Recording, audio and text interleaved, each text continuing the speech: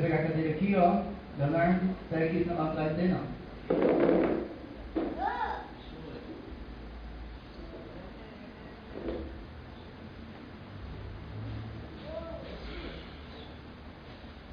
Tem horas, alguém, por favor?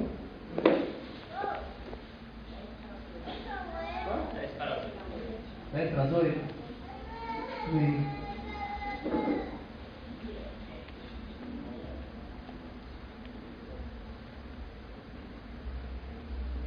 Quarta-feira, a reunião de oração vai ser lá na Vila São José.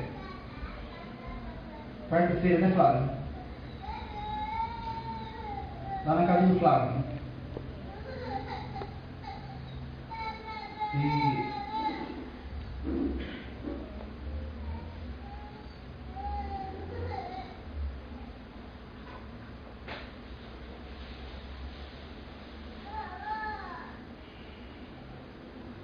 quem viu o culto de domingo passado na internet e quiser sair na internet, levanta o dedo para o pastor Fernando filmar você, tá? Para o mundo inteiro.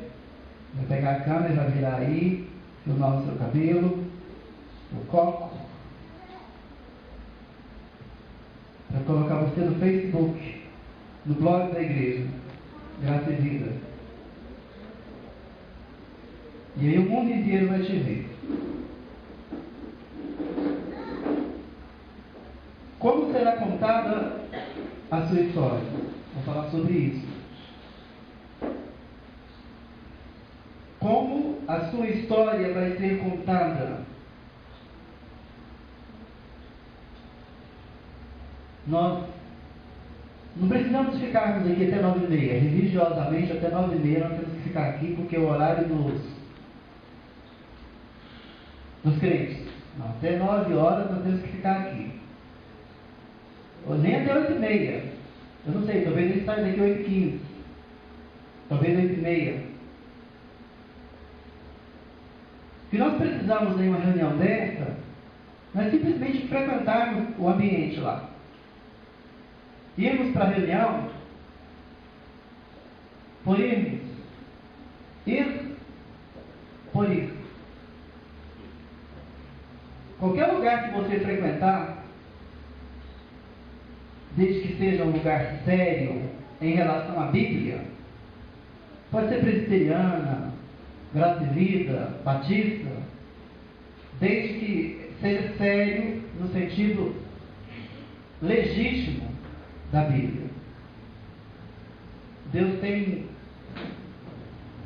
bênçãos, milagres, orientações, consolo, esperança, inteligência, coragem, luz, por causa da palavra dele que é luz. A história de muita gente, queridos, que nos precederam, que viveram antes de nós temos as histórias tristes daqueles que tiveram a oportunidade de estar na terra e que fizeram merda, que fizeram besteira, tomaram as decisões erradas,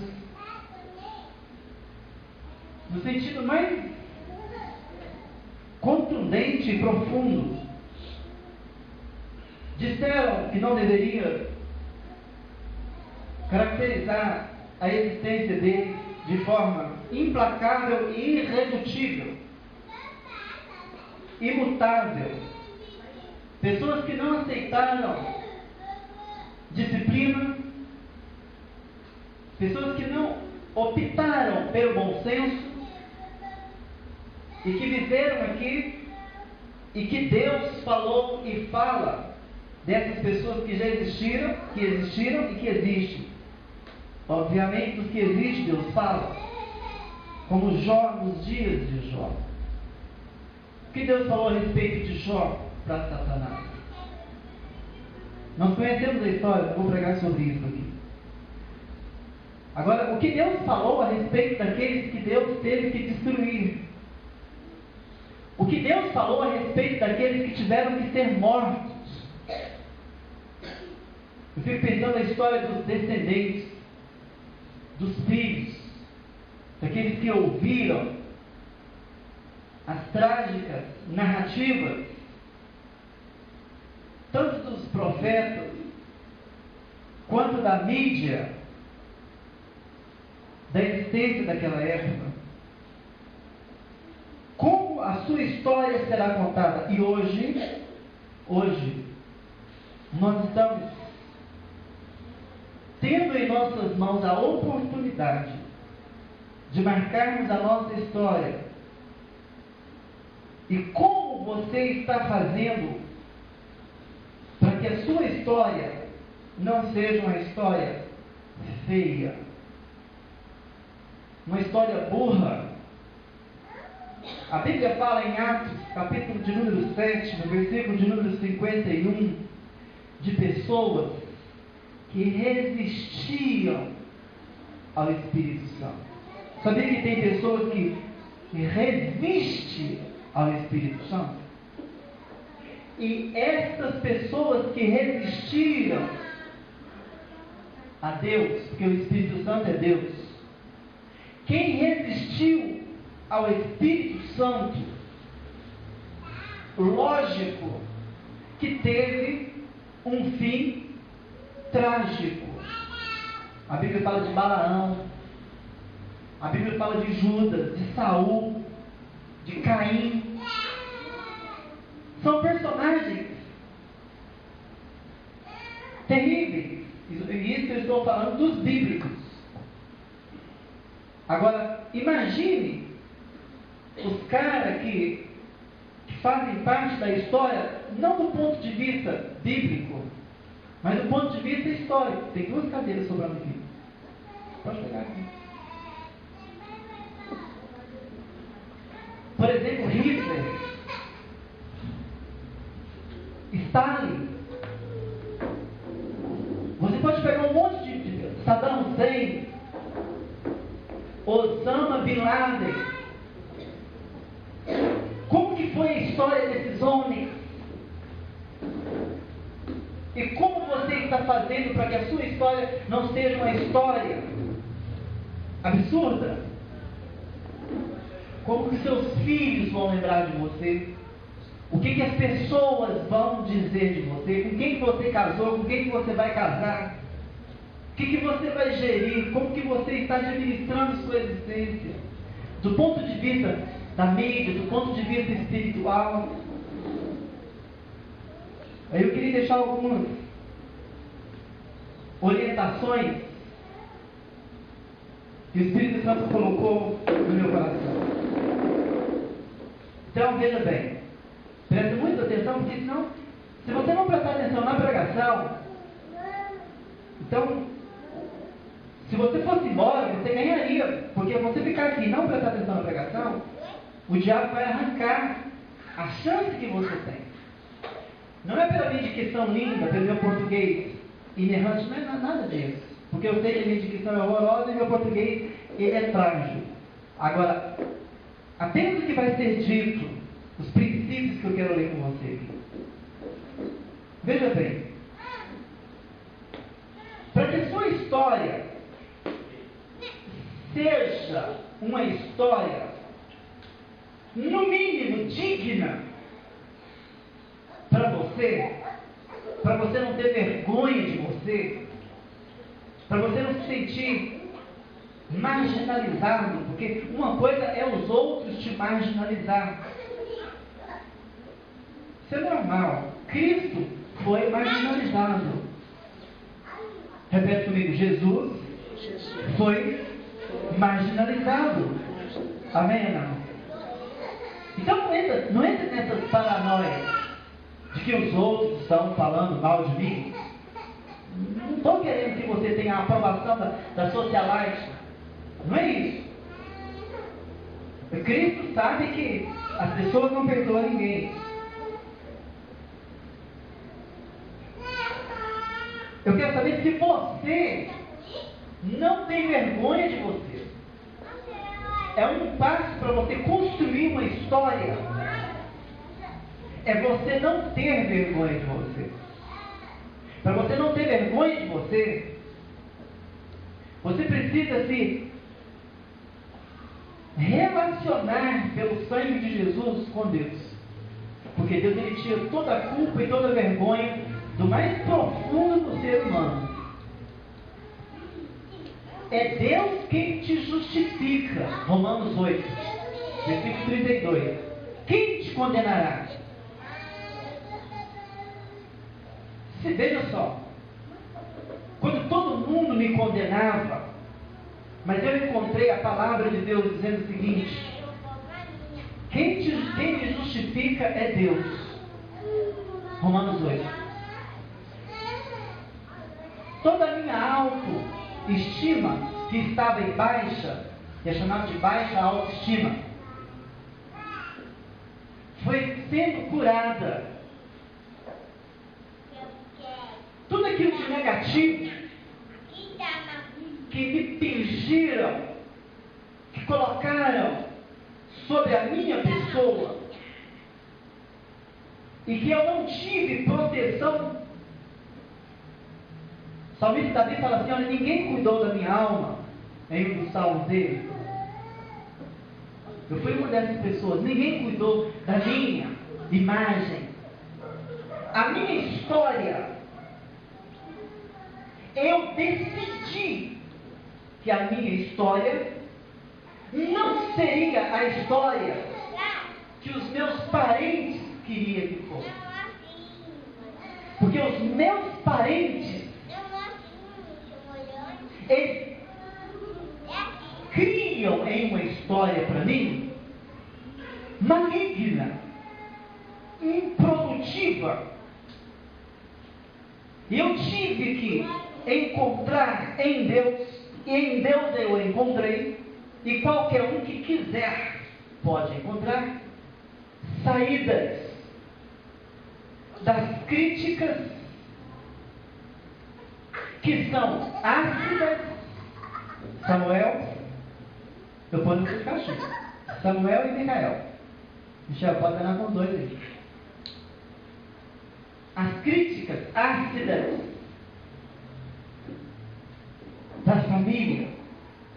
Sabia que a família tem um poder de destruição muito grande sobre a sua autoestima? E se você der bobeira, se você vacilar, a sua família tem o poder de destruir você. Não precisa nem de Satanás, não precisa do diabo para destruir você, não. A própria família, ela tem o poder da crítica impiedosa. Os nossos familiares se baseiam na liberdade, na intimidade. Ah, é meu filho, é meu irmão. E aí se acha no direito de dizer o que quiser, o que pensa. Realmente tem o direito de dizer o que quiser e o que pensa. Porém, repete comigo, porém, cabe a mim aceitar ou rejeitar. Amém, irmão? A minha família dizia de mim coisas malignas. Algumas coisas eram verdades, porque, na verdade, todo o potencial que nós nascemos, nós fomos criados com potenciais para serem exercitados, expandidos. Ninguém nasce pronto. Eu não nasci pronto, você não nasceu pronto, e ninguém nasce pronto. Nós somos formados, nós somos integrados, ou não. Se as pessoas não colaborarem, por exemplo,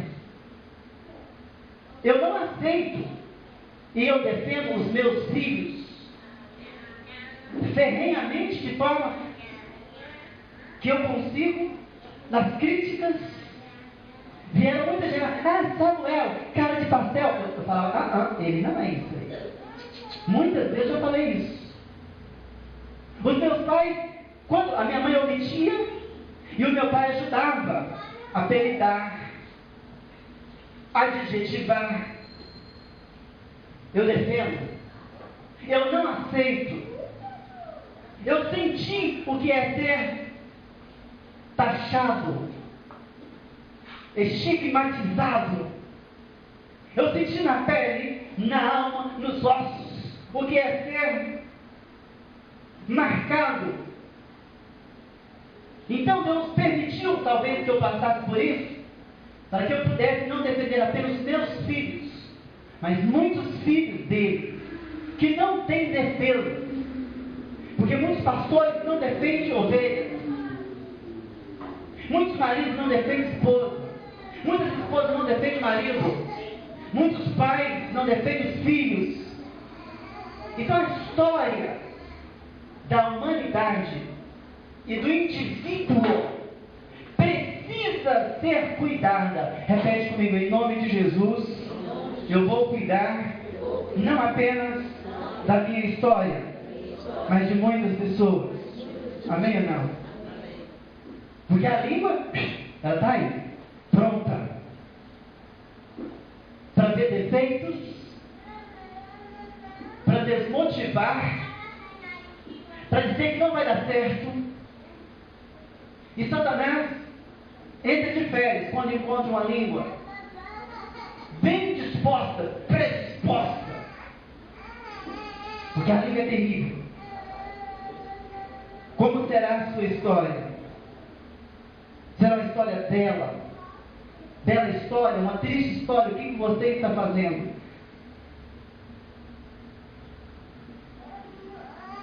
Muitas pessoas vai ter uma história horrorosa por primar, por priorizar o mundo externo.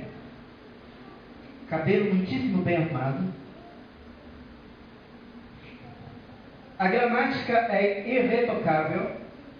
É uma letra legível no superlativo mais intenso. A conta no banco é excelente. A limpeza dos dentes, dos olhos, do cabelo, maravilhoso que tem que ser. A casa é um brinco. Você pode comer no chão, é um espelho. Limpa tudo e limpa tudo. Porém, não limpa a alma, não limpa o caráter, não limpa o interior. A história das pessoas que vivem de aparência terá um final trágico, porque Deus, Ele observa o interior. Pessoas que querem se mostrar, muitas pessoas vai ter uma história horrorosa, não para refletir na lei do Senhor,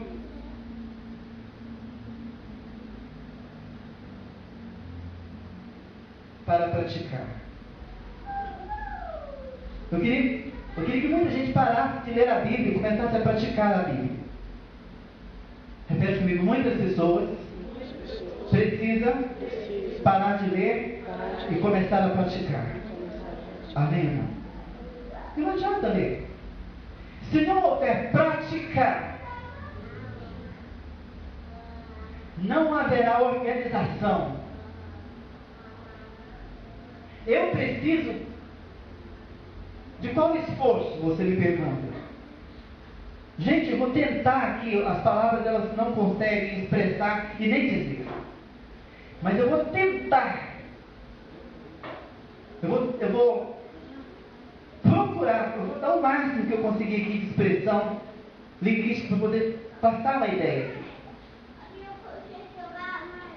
Qual é o menor esforço que você tem que fazer para Deus te ajudar? Qual é o menor esforço? Aí vamos pensar no esforço físico. O menor esforço físico, por exemplo, mexer um pouquinho com a pálpebra. Você não faz muito esforço para mexer com a pálpebra. O que isso tem a ver com a minha história, pastor? Tem sim. Tem por quê? Se você não entender que é o menor esforço, e esse esforço nem físico é um esforço com o cérebro, é o menor trabalhozinho, é simplesmente você aceitar dentro de você, não é nem mexer com o dedo assim, ó, que não é esforço nenhum. Para mim, para você que estamos saudáveis, porque uma pessoa que está com problema de tetraplegia, uma pessoa que está paralisada por um derrame, um infarto, ela não consegue nem fazer esse esforço aqui, ó. Esse esforço é muito para ela. Então não é nem esse esforçozinho. O que Deus quer é uma permissão no seu espírito, na sua alma, no seu entendimento. É permitir Deus dar volta na sua mente. O esforço que você tem que fazer é com o entendimento, permitindo esse entendimento, permitindo ser posto nesse entendimento seu uma semente